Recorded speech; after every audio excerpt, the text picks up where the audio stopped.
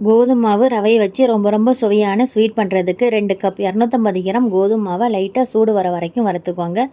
பரத்தி ஆற வச்சிடலாம். அதே கப்பில் 1 கப் 175 கிராம் பொடிச்ச வெல்லம், 1/4 கப் தண்ணி ஊற்றி வெல்லத்தை கரைச்சிக்கலாம். வடிகட்டி ஆற வச்சிடலாம். மாவு நல்ல சூடு ஆறினதும் 1/4 கப் ரவை, 1/2 டீஸ்பூன் ஏலக்காய் பொடி, ஒரு பிஞ்சளவு உப்பு, 2 டேபிள் ஸ்பூன் நெய் சேர்த்து நல்ல ஒன்று போல் கலந்துக்கோங்க.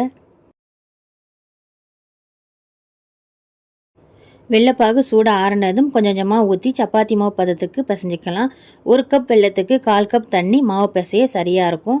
மேலே கொஞ்சமாக நெய் தடவிட்டு 10 நிமிஷம் மூடிடலாம். கையில் கொஞ்சமாக நெய் தடவி உருண்டை பிடிச்சிட்டு இந்த மாதிரி ஷேப்பில் ரெடி பண்ணிக்கோங்க. எண்ணெய் நல்ல சூடு ஆனதும் தீயை ரொம்ப குறைய வச்சு ஒன்று சேர்த்து 2 பக்கமும் மெதுவாக திருப்பி வேக வச்சு எடுத்துக்கோங்க. எடுக்கும்போது மெதுவாக இருக்கும். நல்ல சூடு ஆறினதும் மொறுமொறுப்பாக இருக்கும். சுவையான கோதுமை பிஸ்கட் ரெடி ஆயிருச்சு. நீங்களும் செஞ்சு பாருங்கள். நன்றி.